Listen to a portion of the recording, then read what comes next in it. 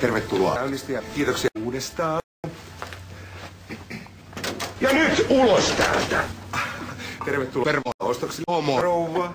No täällähän palvelu pelaa. Ja vielä pesäpallo mailalla. No Ismo. Ihan mukava. Jaha. Hui saakeli tätä elämää. Villasukka. Valita, Seppo. Mä en halua jutella siitä sun tilanteestasi. Mitä helvetti? Varmasti ikävä ongelma Maaritin keskellä. Arvaa! Mä ajattelin, että jos sä muuttaisit toistaiseksi mun luokse.